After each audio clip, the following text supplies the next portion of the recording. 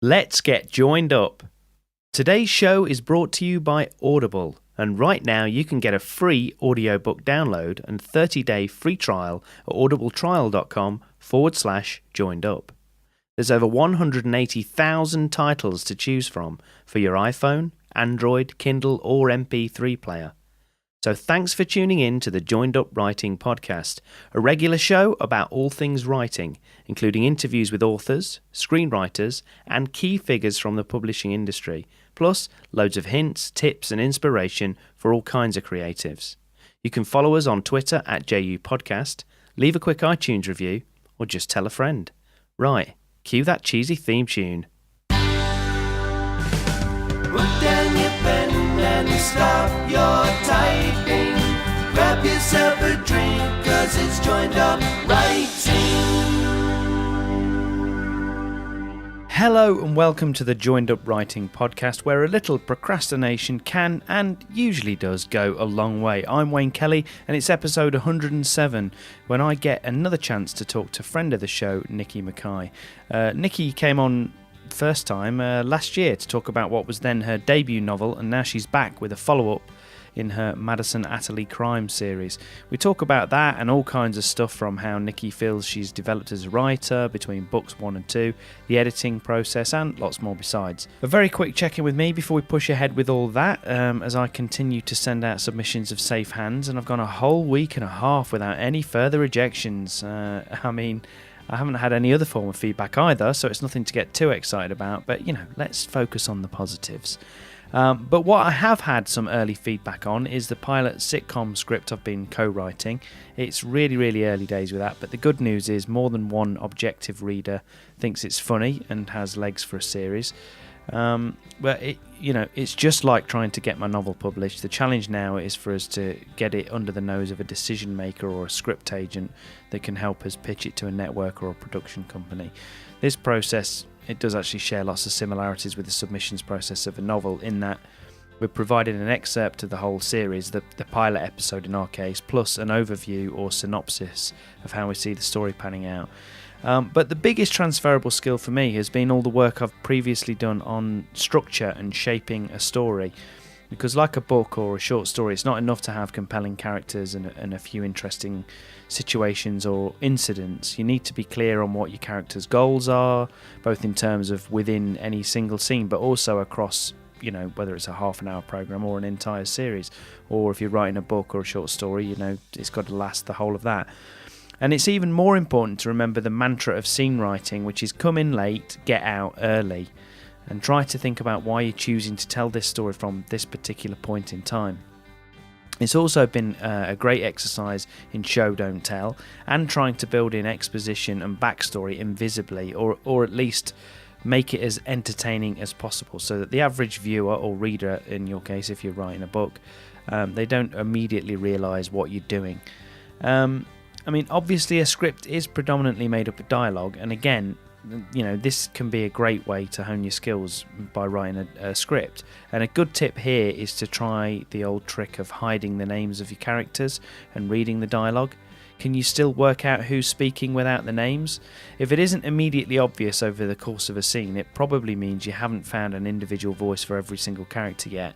So try to think about things like length of sentences, the vocabulary used, do they use slang or profanity?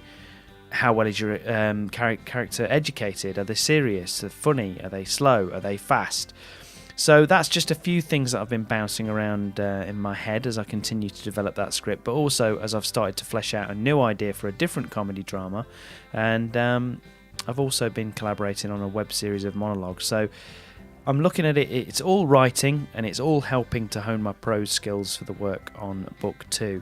But what about you guys? What projects are you filling your time with?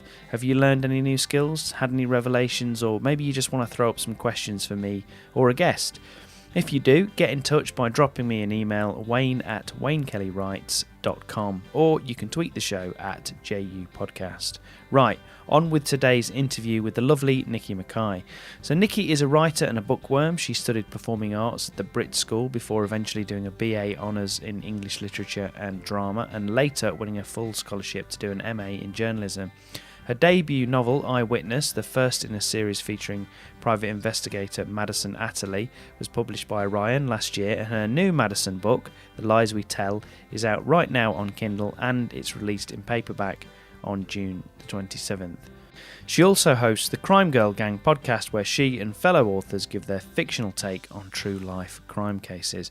It's always great to chat to Niki, and I'll drop in again at the end of the show. Okay, Niki, thanks a million for coming back on Joined Up Writing Podcast. I really appreciate it. So first of all, tell me how things have been going. It's about a year, I think, roughly since we last spoke. And I think as we last spoke, your first book, Eyewitness, had just come out or was about to come out. So tell me what the ride's been like. How have you been enjoying it? Yeah, so my first, it's so mad. Is it only a year ago? It feels like it feels like ages and like no time at all. It's so weird. Yeah, Eyewitness came out last April in ebook, and then the paperback followed, and the second book has just came out in March, on March the 7th in ebook, and the mass market paperback comes out at the end of June. So yeah, it's been mad. It's been crazy. And has it been sort of like what you expected, or what's kind of surprised you? The thing is, I don't know. The thing, like, I reckoned I'd be a tough nut and I'd be pretty, I was like, people aren't going to like it, and that's cool. But bad reviews really hurt your feelings. Like, that's the thing that I learned really early on. My first review was absolutely appalling, and it was like an early review as well. And you can get kind of like 90 great reviews, and then you kind of zone in on that bad one. So I kind of learned early on not to take those seriously, and no matter what's going on, you just keep writing. I think I got really distracted when I was writing book 2 by all the sort of like book 1's coming out, what are people saying, and all of that sort of stuff, which made writing book 2 really difficult because I wasn't very focused on it.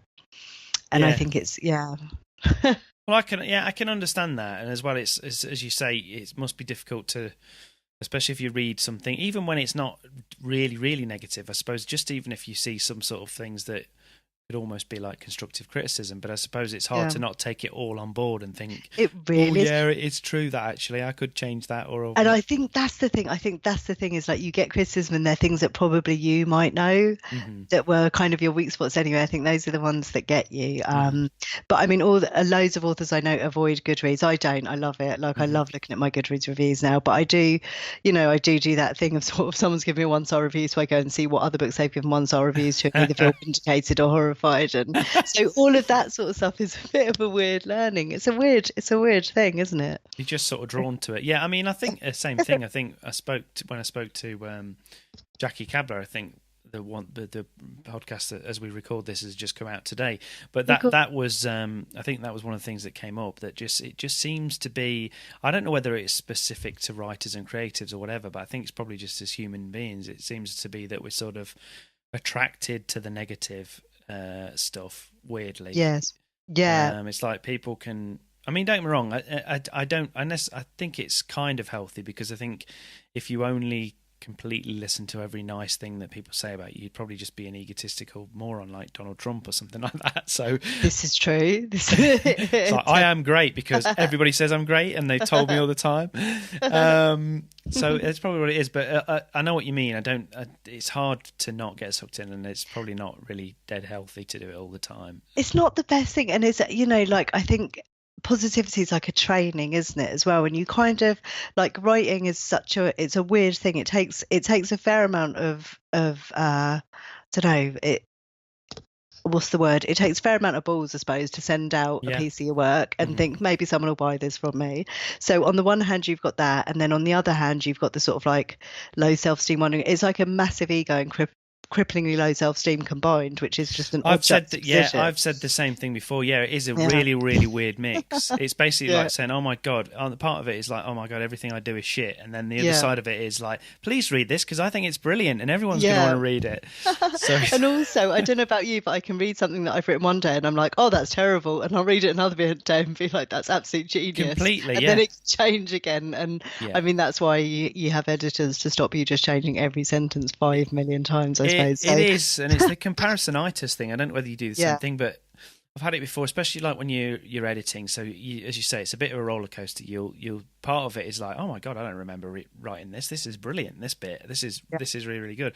But then, especially, I mean, we talked about it a little bit off air before we started recording. But like when you're submitting stuff, obviously, I've just started the submissions process. Yeah, it's terrifying. And every time you send a new one out, because you kind of, you know, even though you've kind of got your package, you're sort of slightly tailoring it, or you start thinking, and then the temptation is to start tweaking things even more and thinking, well, I put, like when I first started, I sort of had, because I'd had some feedback from one sort of beta reader, and they were saying, I don't think you need the prologue. So I was like, they might be right. So I took it off and I sent a couple of submissions out, and then I thought, no, actually, I do want the prologue on because I think I need it. It's kind of not. It's sort of like a prologue, but it's not. It kind of sets the tone of the novel. I love a prologue. I'm all for a prologue. Yeah, well, it's dead short. I mean, it's literally called the opening, and it is literally like it's like a page. If you know, that's all it is. And you're all in an hour and about, and you're thinking, well, this could be the difference between doing that. But then, you know, also then you in between that, you're reading you're reading things that have been published and stuff. And you're reading it and you're just thinking, this is just so much better than the thing that I've just written. It's just so, even if it's like completely different genre, completely different style, it's like comparing apples to oranges. But that's the kind of craziness that goes through your mind when you're submitting. And I think when you're submitting as well, you're kind of really, really hyper sensitive to all of it. And you almost you do have to sort of say, you know, this is, I'm drawing a line under this, which is kind of what I've tried to do now. This is why I started sending my novel out, because I just thought, well, hang on a minute. I know that technically speaking, it's not as finished as it's going to be if it ever gets published. It's probably, you know, someone else, if I do get picked up, someone else is going to make me do edits and things on it. They're going to make me change it anyway. They're going to make you do it. Loads of exactly. I mean, so you'll do, like, your agent will go through it, then your editor. So I think, it's a weird. So you just kind of have to think to yourself, right? Is it good enough for them to see that I can do it and that it's got something? Because otherwise, you could just be going on forever, and you'll never actually get it out into the world. So. I think so. I mean, my agent picked me up, and it was probably quite raw, my book, when she picked it up. And I think, you know, what she liked was the voice. And I think we did some edits, and it went to my publisher, and even then it changed a lot. A whole character was cut, you know, so loads of changes were made. But I guess what both of them liked, there was something indefinable that both of them liked. And I think that's what you'll always get told by an agent or an editor. They don't know why they like something. They just like, there's something in it that they like, or there's some potential. So a page at the beginning probably isn't going to make a massive amount of difference, but the level of obsession that you can get over that, of course, is you know, it'll keep you awake at night. So yeah, completely. And I think you're right. I think the voice, I mean, it's come up on the show, you know, lots and lots of times, but it is that indefinable, that X factor thing, the voice, and it's like that's what gets people in. And if they like that, if they like listening to your narrator or you know, your voice, if you like, or whatever it is, then they'll kind of go with it, because they think, well, I like this setup, this could be good, even if we can change things and we can do this and that and the other or whatever. So why don't you tell us a little bit about, you mentioned the new book, is that The Lies We Tell? Yeah, The Lies We Tell. It's another Madison book, so it follows on from the first book. God, I wrote it so long ago, and I finished Bruce for it so long ago as well. It just seems like such a few projects back now. So a woman's daughter is kidnapped, and she doesn't want her husband to find out for various reasons, which I won't give away because it will spoil. They're spoilers, but he's away, so she's attempting to find out where her daughter's gone and get her back in time for her husband's return. So she employs Madison, and the police think her daughter's run away. There's indications that sort of suggest, you know, like there's things missing that would suggest that she's run away of her own volition, and that's usually the most standard thing, but she's quite sure that she hasn't, and she employs Madison to come in and find out, and the case goes from there. Brilliant. And you kind of alluded to it when we were just chatting a minute ago, but so in terms, how did you find you know, you developed yourself between book 1 and 2? What did you think had kind of changed? What presumably a lot of the stuff that you'd learned was kind of from the editing process. Was it working with a professional editor? I think so. I found book 2 harder to write than book 1, which seems to be a common thing. And I don't know why. I sort of had a panic over, but I couldn't find the story in book two. I couldn't find the thing to propel the story forward. I kind of had my characters. That's how I always start. I have my characters, and I didn't really know what they were doing, which obviously makes for terrible, terrible fiction and terrible crime fiction. And I'm really lucky in that my editor and her assistant editor, who I also worked closely with at that time, who's gone to another, she's moved on to another publisher. She's working for another publisher now, and I do miss her. But they worked quite closely with me to find out what it was that needed to propel the story forward, and we had a meeting about it and all the rest of it. But it was I don't consider, usually I'm quite happy just sort of working in isolation, and of course with the first book that's what you do. You write it and you write it and you work on it and you work on it. But I just couldn't find it, and I was panicking about it being done in time and stuff. So it was difficult to find the story that I wanted to tell in it. Once it was there, I was okay and just sat down and wrote it. But it just felt more challenging. I don't know why. It didn't take me longer or anything like that. It didn't take an awfully long time, but it was just difficult to get into. You think it was because before you probably didn't feel like you got anything to lose because you didn't have a career and you were nothing to lose, and it's just, and no one might read it, so that's always it's you're sitting there writing and it's chance no one will ever read it, I'll just do it because I enjoy it. So I've written this mad old moany cow, and she's quite fun to hang out with and all that, and then I sort of, by the second one it was, oh crap, people are definitely going to read it because it's under contract and there's a date it's coming out. And I don't know whether it's that pressure or the sort of like that imposter syndrome of like, oh my God, I've got walking into a bookshop and seeing a book on the shelf is so surreal. And maybe it's that imposter. I don't know why. It just was really tricky. It was just really tricky to write. Tricky to write. And what did you find in terms of your actual writing and stuff? Because as you were saying, and lots of people have said before, you would hope this was true anyway, but you kind of, obviously you get better as you go along. But did you find that you learned a lot from the actual, with working with a professional editor? What was the sorts of things that you tended to get back with your early edits? Just structure. In terms of structure, right? Always structure. And that's what I've struggled with the most and what I've worked on the most. And now, I mean, because I've messaged you endlessly about Scrivener and stuff, but learning to use that has helped with structure. I've read a few books on structure. I've sat down and looked at current projects, and I've tried to plot them out in advance, and I had to write some synopses for my next projects for my publisher, which I find really difficult to write things in advance. And I found a couple of sort of cheap books, and Save the Cat Writes a Novel, which is really excellent, really good. And I've kind of worked out that actually I'm not going to be somebody who can plan things scene by scene before I write them. It takes the joy out of it for me. But I do need to have a rough idea. What I need to know is what my characters want. That's as long as I know that. And I lost that with book two. In the first one I kind of knew what everybody wanted, and in the second one I sort of lost sight of that. I was just trying to write a plot, I think. And I don't think I'm that sort of writer. I think it always has to come from writing characters that I like and caring whether they get what they want. And that's what propels it. But you do need to meet those plot points, which I think if you're a reader, you kind of intuitively know where they go anyway. But my editor's really good at that. I don't know, like she's probably quite a perfectionist and very ordered. I reckon she probably has post-its and things are color coded and stuff. So she can look at the structure, and she restructured I think one of the drafts of the book, she pretty much restructured. Everything I'd written was there, but it was in the wrong order, story of my life.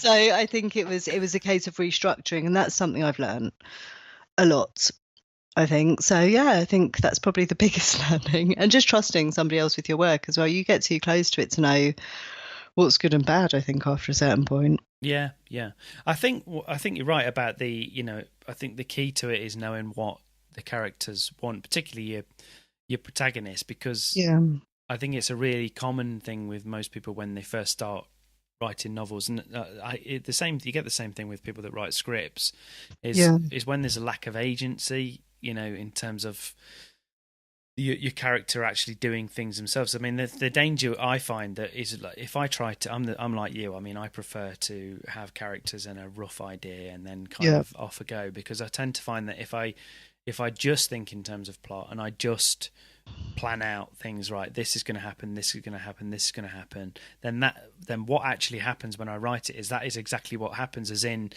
things just happen. Yeah. And they all happen to the protagonist rather than them having anything to do with it. And you can have your inciting incident or whatever kicks the whole thing off can be that, it can be something that's external, or it can just be something that happened. But, all the best fiction really is the protagonist. You put them into a situation and they make a decision. I think the way that talking to somebody about this the other day, the old saying is, you put your main character up in a tree and you throw stones at them or whatever. Yeah. Which I think is partly true, but I also think another way to think about it is that you keep presenting them with choices, difficult decisions.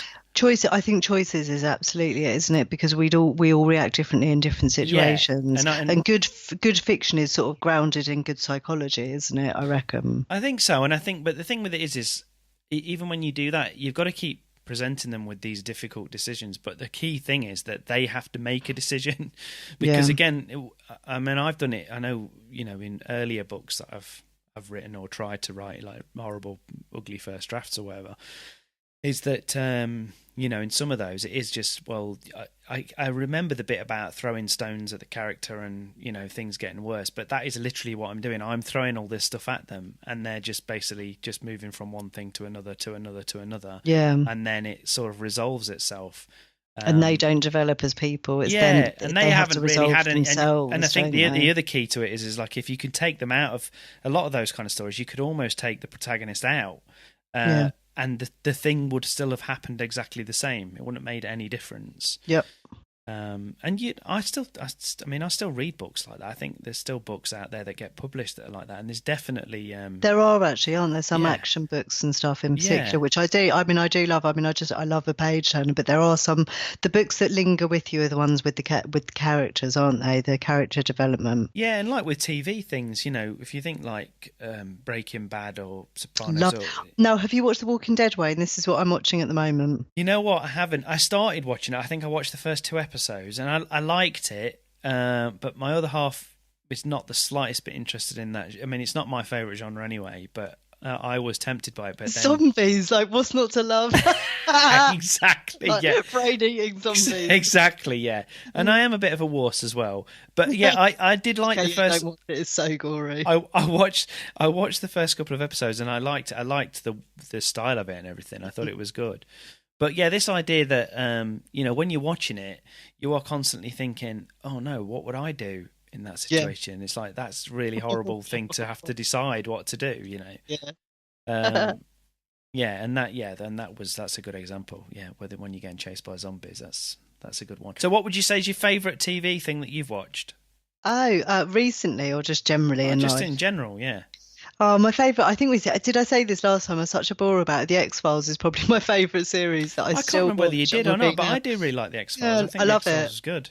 I love it. I can still watch that. I feel like it never dates. And I liked Millennium, the spin-off of that as well, which I thought ended really abruptly and was a shame. It was such a good setup. I don't know that. What was that, Millennium? Oh, it's really good. Yeah, Millennium. It's kind of, is it a spin-off of the X-Files, or it's by Chris Carter? Oh, right. And they come into an episode of the X-Files later, but it's FBI agents who are brought in to catch serial killers, and there's a team of them, and there's a possible supernatural element that you're not quite sure of. He's like a profiler, but he gets inside the head. Frank Black or something, I think he's called. Right. It's brilliant. Absolutely brilliant. If you get a chance to watch it, I don't know where to get it now. I've got it on DVD, which makes me feel really old. My son finds it hysterical that I have DVDs, but no, so old-fashioned DVDs. Yeah. So old-fashioned. Say yesterday, but you can probably watch it on Amazon or something. So two of your favourite things are The Walking Dead, X-Files, and this Millennium thing. All of which have got elements of sci-fi or supernatural. Yeah. So the question has to be: are you going to write sci-fi? Probably at some point. Yeah, probably at some point. I am drawn to it. I watch more of it than I read, though. But I do read. I read a lot of young adult fiction, which has a lot of sci-fi and a lot of dystopian and all that sort of thing. The Chaos Walking trilogy, which I'm planning to reread again this year. Did you read those? No, Patrick Ness. No. Patrick Ness, or that they were really good. So yeah, it's always a possibility. I never rule these things out. How do you find that? Obviously, at the minute you're obviously. I mean, I'm guessing. Are you started on book 3, or you finished But book 3? well, they're not going to be Madison, so I'm working on a new series with my publisher at the minute. So which I won't say any more about until it's all sort of the details all jotted out and stuff. So I've been working on synopses for those, but they're still crime, but a different style. And so that's a new thing to sort of get my head around, but within the same genre. Crime's a really broad church, isn't it? It is, yeah. Yeah, the thought of writing a sort of supernatural detective series appeals hugely. I mean, it's a long-standing like X-Files, Scully and Mulder, but can you replicate them? I mean, they're such great characters, aren't they? Well, I definitely think there's room for a British version of that, to be honest. I think there is. There's been a few pretenders, haven't there? Or sort of people trying it on. Well, I mean, I really like the sci-fi kind of. I mean, it's very old now, but I really like. John Wyndham. Okay, cool. And he wrote things like Chucky, The Midwich Cuckoo, stuff like that. And again, it's very, very British. And I mean, when they were kind of written in like the 50s or whatever, I mean, I recommend those anyway. They're not very long. Great. They're not very long books, but they have got great atmosphere. But something like that, but like a modern day, set in like a little British village or town or something like that, I think would be great. I mean, I'd like to write something like that, or whatever. Yeah, sci-fi's good. Do you like? And I like comics and stuff as well. I do. So I think I wonder whether that's a sort of translation of that. And Nicholas Fisk, did you ever read him? No. He wrote really creepy children's books. I think he was British. They were science fiction. They were for kids. My mum read them to me when I was a kid, like nightmare-inducing, but really good. Similar to Day of the Triffids, also short, and always had that kind of comic book feel that you get sometimes with sci-fi, which is nice, isn't it? So yeah, always a possibility. Stories are great. I mean, they're so. Will you stick to crime, Wayne? Will that be your thing? I don't know. I think I'm writing a follow-up to the first book at the minute, and that's in crime. So I am sort of drawn to the darker side of things. I mean, it's quite interesting because I think I said to somebody, I get mixed up because I'm recording these things all the time, and I always think, like, has this come out? Who said which? Who said what? I don't know.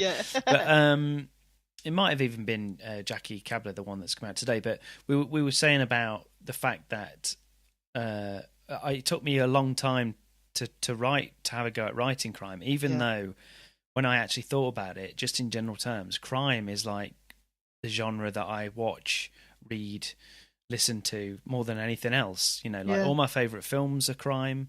I mean, don't get me wrong, I love all that other stuff. I love sci-fi and all that kind of thing as well. But like, I think like my top 5 films are probably all crime related in some way. Yeah. Like almost all the books I read are crime. And I thought, why have I not had a go at writing it? And then when I started writing it, it sort of clicked. But before that, the stuff that I was kind of writing was more like almost like Douglas Adams type stuff. It was more kind of fantasy, comedy, urban fantasy type things. Well, now those are so long, though, isn't they? Do you know what I mean? You'd have to be at that for a couple of years to get one of them out. Yeah. Well, my other book, I mean, it's sitting in a drawer, and I can't ever see realistically me rewriting it. But I don't know, maybe one day. Never say never. But that's kind of set in. It's not like high fantasy or anything like that. It's not like a Terry Pratchett. It's set in kind of in the modern day, but it's that sort of style. It's like kind of tongue in cheek. It's sort of knowing. I mean, do you read any Douglas Adams things like Hitchhiker's Guide? No, I haven't. Like, but Hitchhiker's Guide I think I read years ago, and I'm thinking Red Dwarf, has it got that sort of feel? If I want to similar. I mean, I would recommend the Dirk Gently books. Which is you'd probably like those because again there's a crime crossover, but he's what's described as an holistic detective. You'll have to send me a little reading list. That is I really recommend. I think the first book's called The Long Dark Tea Time of the Soul. Okay, that's but that is brilliant. Like it's really, really clever. It's very, very funny. They did do a short-lived TV series with Stephen Mangan. Oh wow! Okay, which was really good. I think they only made like 3 or something, and then it just got cancelled. But I recommend that. But I I mean, before I got into that, I started really focusing on novel writing. I used to write short stories, and they were about all sorts of different things. Yeah. And I did write things that were supernatural and, you know, silly comedy things. And for some reason, I've got 2 short stories that are about weird comedy robots. That's just, you know. So it's weird. It's weird, really, when I think about it. They sound excellent, though. Short stories are hard. I entered a short story competition this year for the first time for ages, and we're writing. I did the podcast that I do with Victoria, who I think you spoke to recently. Crime Girl Gang, Vicky and Elle and I do Crime Girl Gang, and we're doing like a spin-off of short stories from the podcast because we do fictional solves on it. Yeah. And it's just, and then I wrote one for something else as well, and they're such a discipline, aren't they? Short stories. They are, yeah. Especially, I mean, if you start going into I went through a phase of trying to go for competitions and things, and especially writing magazine and stuff. Writing magazines, I think 1,700 to 2,000 words, I think, is their usual kind of length, and that is that's really difficult. short. Yeah, it's such a difficult length to write. But I mean, I know people that write sort of 1,000-word things, and that's even tricky. Or even then you get into flash fiction. Yeah, that's crazy stuff, isn't it? But flash fiction, you're sort of 500 words or less. It's sort of a different style. You can almost look at that like a Louise, sketch. Another author I know, Louise Mangos, who is who I'm on a Crime Fest panel with, and her debut novel's out. It's really good. But she's been doing flash fiction for ages, and I think I got to know her via Crime Fest and Twitter, and I got to know her really because she used to post her flash fiction on Twitter. Some of it was short enough to post on Twitter. Yeah, exactly. But they were really good, like these little sentences that told a complete story. Strangers on a Bridge is her debut novel. Right. Strangers on a Bridge, really good. So she does the 2, but I don't think, I mean, I talk too much to be able to get everything into one sentence. I find Twitter difficult, you know. So well, it is a good as you say, discipline from that point of view. I mean, the critique group that I was in, we used to do every week that we would do it. We would have basically what we called the task, which is what we started every meeting with, and that would be either 150 or 200 words, and it would have to be there'd be a theme. A different person set it every week. It could be, you know, it could be you could have to include this phrase, or it could just be on the theme of blue or whatever. It could be or a picture or whatever. And then at the beginning of each meeting every week, because they're so short, we just basically went around the table and everybody read it out. And it had to be exactly, so if it was 150 words, it had to be exactly 150 words. Oh, wow. And that is a brilliant your writing group sounds so organised. Yeah, it really was. I mean, I've at the minute I'm not a member of it because I took some time off to do the novel, but it's brilliant. Yeah, I mean, they had a set amount of words that you had. The maximum you could take was 1,500 words to read from, you know, whatever you were working on that week, whether it was a story or your novel or whatever it was. And it was really structured critique. Brilliant. My biggest improvement out of the whole time that I've been writing since I was a kid was being a part of that critique group, without a shadow of a doubt. Right from the very first, I can remember the very first time I went and I read my 1,500 words out from a short story that I was writing at the time, and just that first lot of feedback that I got, I learned more in that 10 minutes than I'd learned probably the previous sort of 10 years reading books and doing all sorts of different other things. So useful. I really recommend a critique group if anybody's got, like, if it's whether it's in real life or it's online or whatever. It's such a good idea, isn't it? It's really, really, really worthwhile, especially if you can find sort of like-minded writers. Well, if you can find the right group, I sort of think, you know, you'd have to find the right group. I never know whether I could cope with. It makes me sound like such an arse, doesn't it? I don't know if I want the input. Thanks, you know. Well, but there's partly there is. I mean, I never minded that, because to me, I mean, the way that I always approached it was I always wrote down everything that everybody said, no matter what it was in the room. I would write it down, even if as I was writing it, even if I mean, I'd had times when I was writing it and I was thinking, disagree with this. This is not right. That's completely wrong. But then I would look at it like 2 days later or a week later or whatever, and I'd go through it and I think, you know what? They've got a point. Yeah. Or the other thing that you find is sometimes you'll get 2 or 3 people tell you that a certain bit's not right, and they all say a different reason, and probably none of them are right. but they're right about it being wrong, if that makes It's sense. just off key. It's just they can't that's quite. interesting, isn't It it? takes you to it, and you do get a sense. The other thing that you get a sense, the other thing that you find just from reading it out loud, even before you get the critique, you'll often find that when you're reading it out in the room, there's two things. One, you get a sense of whether it's landing in the room, because you can tell, like, when something's people are really bored good, or not. and sometimes you get like this feeling, like you read it out and you can tell, right, this is good, like this scene is like really working because everybody is really, really focused, everyone's really, really quiet, and a lot of the time they won't even be writing anything because they just got sucked into the story. So there's that, but also just you reading it out, as you're hearing it coming out of your mouth, you're critiquing it yourself, because it's just weird. It's just like you're more sensitive to it because you're reading it out to other people, and you think, oh God, there's a repetition there, or I've just said that already, or that bit's overwriting. And are you doing this when you edit, Wayne? Like, I read aloud my edits. Yes, I do, yeah. And I've started to, and that was a good bit of advice that I got when I was working on the second book, is like read stuff aloud, and it's punctuation a lot of the time is like putting an errant full stop or too many commas or something that you don't realise, or a comma in the wrong place, and you don't actually realise until you're reading it out aloud and stuff. It's really useful, isn't it? It really is, yeah. Especially with like word order and stuff like that, or you've got an extra word that you don't really need, or you know. So is mine. I start sentences all the time. So, comma, comma. It's like, this is not even like, and especially it's not reasonable for anything, is it? I mean, especially because I'm right in thinking, because it was quite recently that I read Eyewitness. So Eyewitness is in first person, but multiple first persons. I made a rod for my back. It had 5 to start with. Right, okay. Well, I really like that. But obviously, because it's in first person, as you say, you establish a voice for each person. Yeah. And then it's really easy to fall into, you know, like a particular, like you say, like that, yours was like so, or whatever. Your speech patterns come out, I think, yeah. Especially because you're writing in like the vernacular, or is that person, and, you know, they do it or whatever. So I think that's a really easy thing to fall into when you're doing it. I think it is. And I think multiple narrators as well. It's just naturally how that book came out. And the second one is the same. I think there's 3. Is there 3 or 4? 4 characters.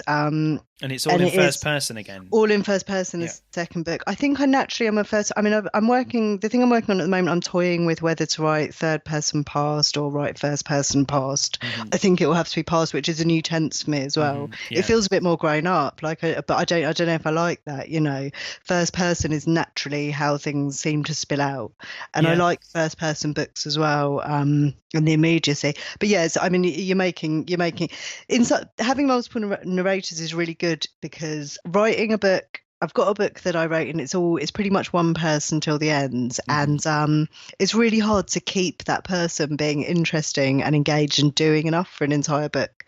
So it's kind of cheating in a way to have multiples, but then it's difficult because you're getting different points of view and which one's right and all of that sort of thing. It's an acquired taste. A lot of the criticism I got was that there were too many voices. I liked it. I liked it as well, because it's actually not that it's not that common a thing that you see. So obviously you see a lot of multiple third person books, where it's close third person, but it's multiple perspectives. But you don't really see that many multiple first person books. Maybe not, and I think there's a couple of other female crime writers that do it, I think, and maybe historically there are, and I think it's a thing in women's fiction as well. And I'm thinking of, I never say her name right, but Jodie Pickle, I can never work out how to pronounce her name. My sister's keeper. But often her books are multiple narrators, first person, and I think a lot of women's fiction, and we all loathe that term, but you do know what I mean when I say it, I think. Those kind of emotionally driven books, which I think would be called literary, anyway, off on a tangent. But I think sometimes there's a lot of multiple narrators, first person in those, and perhaps that's where it comes from, because I read so many different genres. It's just like a mishmash of them. It's just literally how that book came out, but it was a bit of a headache trying to keep up with that many characters.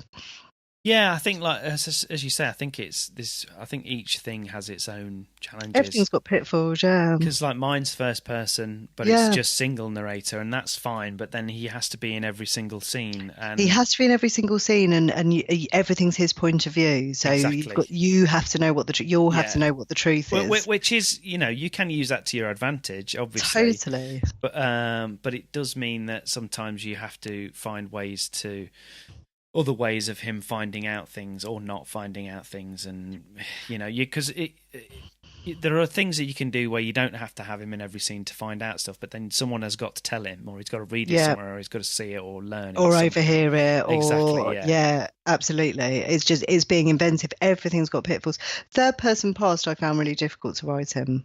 Yeah. So I don't think that's my natural. Yeah, which is weird, isn't it? But I don't notice when I'm reading a book. I tend not to notice the tense, but I really look for it now because I'm looking at how writers do different things, obviously. And yeah, it's interesting. And everyone seems to have a natural kind of preference. Everyone has a natural preference, maybe. I don't know. I mean, I've been going through looking at authors that I really like and how they write things and stuff. And obviously I reread books a lot. There's certain books that are just my favorite books that I just reread endlessly, and I'd never noticed which style they were written in, and I couldn't recall off the top of my head, so I've gone back to read them, and I'm amazed at, I always sort of consider Martina Cole and Nikki French and oh yeah, they're great crime books, but you read them and they're such different books. They're structured so differently, they're written so differently, and yet both had the same impact. So Nikki French, you've got that immediate first person, and perhaps I was reading those in the 90s and early noughties when I was a teenager, and those were a huge influence. I think all of the psychological thrillers at that time, and psych thrillers tend to be first person present. And I think maybe that's but Martina Cole, who I always thought had written, I always had the feeling her books were first person, but they're not. They're third person. Right. And are they past tense? Right. Yeah, they're third person past, but they're so immersive. And I thought, the thing that shared is that just characters you can't leave alone. Yeah, and I think it's this thing as well as I think good writing, whatever that looks like, it's invisible, and I think it sort of tells its own story. The fact that, like you say, you've got these books that you absolutely love, but if I asked you, you couldn't probably tell me off the top of your head whether they're written in first person or third person or whatever. I could now, Wayne, now that all the joy is going to going to have to go through them and make notes about which bit we're at. Yeah, you deconstruct it. I do the same thing with film and TV, and it's really miserable for my wife. Like, can we just watch this though? Do you think? I'm like literally watch some things, and I'll literally go, I wonder how they did that, because you've got to put the camera in there, and then and she's like, oh, for God's sake. Please, can we just watch it? It's difficult, isn't it? It really is. It's hard not to read. It's hard not to read books with your work eyes on, I think. I never read fiction while I'm editing. I can read it during a first draft, but not while I'm editing, because I find it throws me off. Right, that's interesting. I start thinking technically. Yeah, that's interesting. I can sort of understand why. So do you think have you sort of got plans in the back of your head for more Madison as well? Yeah, I've got plans for another couple of Madison, I think, also. And the first Madison's been optioned. So that's good news. It kind of came, and it was optioned by Expectation Entertainment. So there's a possibility. Yeah, I'm really chuffed, and they look really exciting and stuff. So that's in a lovely little boost as well. I think it's a nice bonus. So for people that don't know what that means, just explain. Oh, right. Okay. So it's a TV. It's been optioned for TV. So a company have bought the. Now I'm going to make myself sound stupid because I'm not entirely sure. But bought the rights. Yeah. They bought the rights to develop that book, to develop it into a TV series. Yeah. And so it's the first sort of step, isn't it? So it's the first step. Yeah. They've got the option to develop it, so they can try and do something with it, and then it's. You hope that it gets developed and hopefully eventually gets made. I think most of these things don't come to anything, and I think that's pretty standard, but it's a lovely boost, and it means that series, I might go back to it. Book 2 leaves it on a nice note, so I'm not sure. I think if I go back to it, I'd have to mess things up a bit as well. So there's that, and then there's a new series I'm working on, and I've got this. Yeah, I'm working on several things at the minute, and the short stories with the podcast, and I'm always busy. I'm quite fast. I don't know about you and how you write and stuff. I'm quite prolific. So 2 books a year would be very comfortable for me. That's great. But do you think that you've become... I mean, it's a bit difficult because obviously Eyewitness was your first book. But do you think you've become almost more prolific because knowing that you've got somebody waiting for the book and that that you've got like a market for it now? Do you think that's made a difference? Possibly, and I think also it's my personality. Like, I'm a little bit hyperactive anyway, and I buzz about doing a million things, and I like to be busy and stuff, and I think it's different temperaments. I think for some people it just wouldn't suit. I think a book a year. Most publishers, I think, expect at least a book a year. Yeah. So I think if you're in it, that turnaround is probably the expectation. Yeah. 2 books a year is one every 6 months, isn't it? That seems doable. And then you pick up other projects as you go. There's always other stuff. I do think for me, the way that I am with all my stuff is, in general, is if someone's asking for something that they actually want it, then I'm much more productive. Like, as in, I become obsessed with it, because I think I am, yeah. And it's not just the looming deadline. It's more like the fact that somebody wants to read it, and somebody wants to put it out, and someone wants to do it. I think that's kind of for me anyway, that's a big motivational thing. Me too. And it's when you get the book, it's when you get your box of books delivered. Of those, please. That looks great. Yeah. It's such a lovely thing when you get like this box of books and you open it and your name's on every single cover. And it's a magical thing, isn't it? I suppose as well. How have your family been about the whole thing? How have they sort of reacted to it all? My family, yeah. They're very, my mum and dad are both readers. My mum lives in another country. My dad's here, but yeah, they're chuffed. They're pleased, and they're relieved that I found something that I can do that I'm not likely to get sacked from. Exactly. So that's good, and that I'm not going back to. Sounds like there's a lot of backstory in that. Yeah. Just that one sentence there, Niki. It sounded like there was a lot of backstory, and just in that. But I've settled down to do something I like. I think they're chuffed with that. My dad mentioned that I probably didn't need to swear quite so much, so there's that to be considered. We've toned it down a little in the second book. Well, that's not you though. That's your character, isn't it? You can't do anything about that. She is just very sweary. My husband, I don't think I would have done it without his support. Actually, I think he gave me a kick up the arse shortly after we were married, which is 4 or 5. I think we've been married 5 years. Yeah. I should know that. But he sort of said, when I was pregnant with our second son and I went on maternity, you do it now and give it a chance or you'll never know. And I was sort of dawdling with the time, it's really difficult to get over 20,000 words. Yeah. And I got a bit of a stern talking to and a kick up the bum. So he's pretty much been my biggest cheerleader and my biggest critic from the word go. He helped me edit all of the stuff that went out on submission, and he's pedantic and stuff. And I think having that support at home has been really useful, and having that encouragement that actually you don't know until you send it out. You're never going to know if you don't get it done and send it out. And he's still of that mind now. Get it done and send it out. So that's been really supportive to have that at home, I think. So yeah, my family are cool about it. My parents are. I think they are. My dad wouldn't say, but yeah, my mum definitely is. What about yours? Yeah, well, they don't really. Yeah, it's not that I'm keeping it secret or anything, but like I am sort of different to the rest of my family. Really, Yeah. Nobody else in my family does anything like I do. They've all kind of come from a working class background anyway, so they've all got very kind of working class normal jobs. So to them, just my day job is weird in itself. Let alone.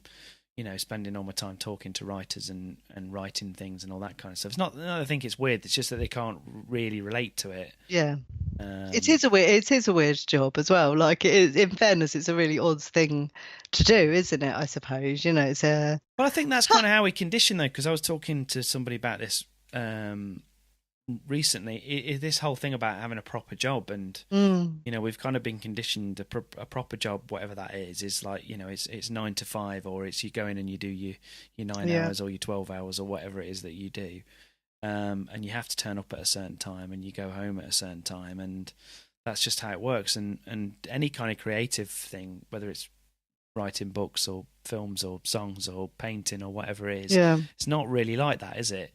No. I don't know. As regards your writing routine, have you tried to get into some kind of routine? Have you got? Yeah, set I'm times? I'm pretty disciplined now, to be honest. But I honestly, like, I will tell you outside of a recording one day, but I have had a really odd background work-wise, and I never settled into anything. Like I was just in danger of being the most educated temp in the world, I think, for the rest of my life, because I can't do that inside working hours, and I'm not very good with someone looking over my shoulder, and I'm not good with rules and all of that sort of thing. However, with my writing, I'm incredibly disciplined. So possibly as well because I was doing it with a young child, and you know, a lot of the money that I get paid for writing was going on childcare. So he would go to nursery and I will sit down and write, and I always write in the morning. I always do my writing in the morning. So I drop him, get home, drink a pot of coffee usually, which I genuinely don't need but can't seem to do without. And then I will sit and write until about 1. And then in the afternoon I do all the admin-y stuff, which is the stuff that I don't enjoy but kind of has to be done. So I'll email my accountant or website stuff, put some posts up. Podcast, I'm learning how to edit podcasts at the minute as well, which is, I mean, anything admin related is a bit of a disaster for me, but so that kind of stuff I do in the afternoon because it's not as focused, I don't think, as the writing. But the writing generally has to be done in the morning. But if I'm editing, I'll edit all day and then I'll go back to it in the evening once the kids are in bed as well. Editing is my favourite bit of the process, I think.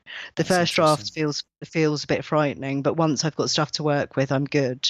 The worst bit is when I've sent something off to my agent or my editor and I'm waiting for notes back. I find that really painful. Everybody says that, It's really painful, and I tend to just read. That's when I read all the fiction that I haven't been reading during the last stage. To distract yourself. To distract myself, and also because I see it as part of the job. So reading, I think, is up to me to kind of know what's out in the market and what I like, and I still read the same classics that I like to read to remind myself what I'm doing and why. And, you know, watching TV, I think, can be kind of signed off as work to some degree as well. Like, I like to know what's out there and what's happening. So I'm pretty immersed in it, but I stop work at 3:00 every day, when about 3:15 when my teenage son gets home from school. And then I usually have to feed him for an hour or so. It's just like constant snacking. And then I'll go back to it for a bit as well. And it depends what stage I'm at. Editing is all consuming, but if I'm writing, it's just the mornings.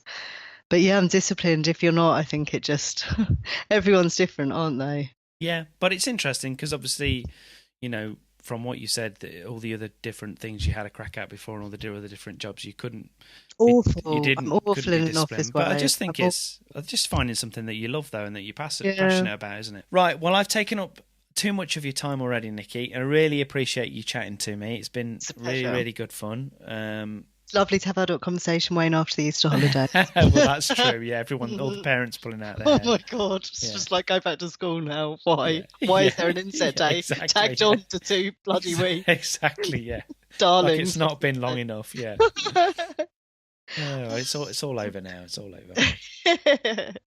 Thanks, Wayne. But it's been great to chat to you anyway, Niki, and keep trucking. It's good. I will do. All right. Take care. Okay. Thanks a lot. Wayne. Bye. Bye.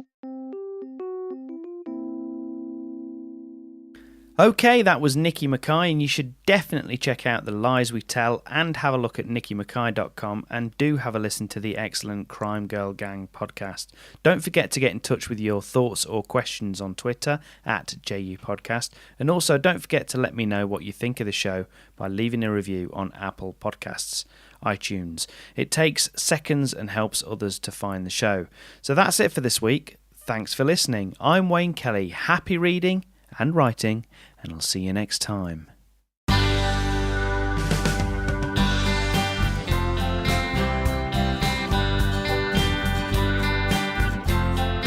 Joined up, writing.